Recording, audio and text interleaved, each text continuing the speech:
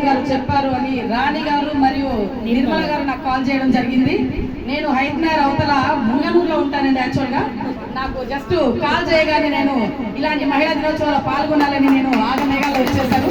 ఇక్కడికి వచ్చేసినందుకు నాకు చాలా సంతోషంగా ఉంది. ఇంతమంది మహిళలను చూస్తుంటే నిజంగా ప్రౌడ్ ఆఫ్ అనిపిస్తుంది. ఇక్కడికి ఇప్పుడే వచ్చేసిన మన గౌరవనీయులు మరియు మేడం గారిని కూడా నాకు చాలా రోజులు చూడక ప్రసన్న మేడం గారిని ఈ రోజు చూసినందుకు చాలా ఆనందంగా ఉంది. ఇక్కడ వేదికను అలంకరించిన పెద్దలు మరియు మన తోటి మహిళలు అందరికీ ముందుగా మహిళా దినోత్సవ శుభాకాంక్షలు తెలియజేస్తున్నాను. నేను ఒక విషయం అండి, మహిళలకి ఒక్కరోజు ఒక దినోత్సవం కాదు, నిత్యం మహిళలకు మహిళా దినోత్సవమే. ఎందుకంటే నిరంతరం మహిళ లేని అనంత సృష్టిలో జీవం లేదు అనడంలో ఎలాంటి అతిశక్తి లేదు. ప్రతిదీ మహిళతోనే నడుస్తుంది.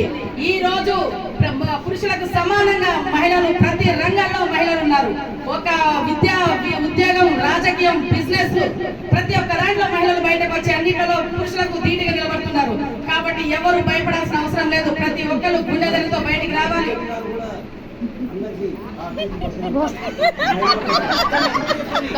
తప్పకుండా మన గౌరవ సీఎం గారు కూడా మహిళల్ని గౌరవించి మన కోసం ఉచిత బస్సుల్ని ప్రొవైడ్ చేశారు. ఎందుకంటే మహిళలు ఇంట్లో ఉండి ఎవరు బయటికి రాలేకపోతున్నారు కదా, ఉచిత బస్సులను వినియోగించుకొని సంఘంలో బయటకు వచ్చి అన్నింటిలో పాల్గొంటారనేసి ప్రతి ఒక్కరు